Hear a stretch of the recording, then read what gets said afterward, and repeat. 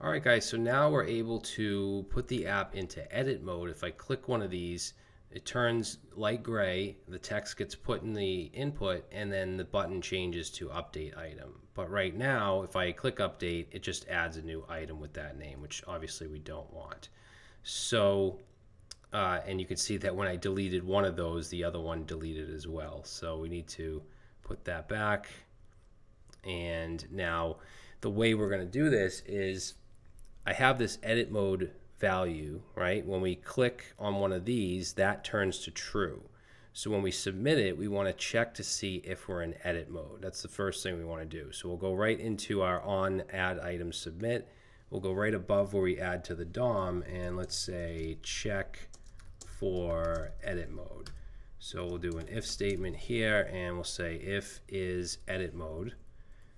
Then what we want to do is basically we want to take the item that we're editing and we want to remove it from local storage and then remove it from the UI or from the DOM, and then we just want to add the new item. So we're not actually editing like the item that's in local storage. You can't do that. You can get and set. So we're just setting and we're removing the old and putting in the new is essentially what we're doing. So in here, let's grab the item that we're currently editing, and if you remember, we added a class of edit mode. So what we can do is say item. We'll call this item to edit, and then on the item list, so item list, which is the UL. Let's do a query selector, and then let's select it by the class of edit mode. Okay, and there's a lot of different ways you can do this, and we need to make sure we put our dot here. So that will get the item to edit. Then let's remove it from local storage, so we'll call remove item from storage. And remember, that just takes in the text of the item. This is going to be the actual list item element. So we can pass in here item to edit and then just the text content, okay, instead of the actual li item. Next, we're going to remove the class item to edit, and then we'll say dot class list dot remove, and we want to remove the class of edit mode. And then we want to remove it from the DOM, so let's say item to edit and just call the remove method. So that will completely remove it. Then we're going to set is edit mode. We're going to set that back to false. Okay, now from there, it's just going to go on and add the new item. Okay, so let's go ahead and save that, and let's try it out. So I'm going to click on eggs. And I don't know, let's say we only need one egg, so we'll take the S off and then click update, and now we get egg. If I reload the page, still egg. Now the problem we're left with is if we do update, okay, it does update eggs, but the button is still green.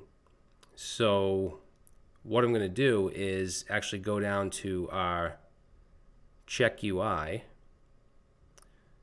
Okay, so we have our check UI here, and I probably could have called this reset UI because that's really what we're going to be doing. I want to, first of all, whenever the check UI is run, think of it as a reset. So I always want to set is edit mode to false here. Okay, and then this is also where we're going to change the button back. So let's take the form btn and set the inner HTML, because remember, like I said, with vanilla JavaScript, whenever you change something, you have to make sure you put it back. So we changed this button color and text. It's not going to go back on its own just based off of some value. You can do that with front-end frameworks because you have the mechanisms to do that. With vanilla JavaScript, you have to do everything on your own. So let's set this to I class, and basically we want to set it back to the default. So the class that we want is going to be fa-solid and then fa-plus. And then after the I tags, we're going to say add item. So that will change the text. Now for the color, we're going to say form btn dot style dot background color, and we're going to set that back to, I think it was 333. I think that's right. All right, and then what else? I also want to just make sure we clear the input when the UI is checked or reset. So let's go up here and just say item input and dot value and set that to nothing. Okay. So we'll save that. Let's try it again. So we'll go to egg or eggs.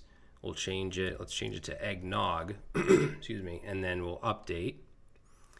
It edits that item, and it also makes our button go back. If I reload, then same thing. All right, cool. So I think we're just about there. The only thing that I want to do now is make it so we can't add duplicate entries. So right now I can add juice again, and I don't want to be able to do that. So we'll get to that in the next video.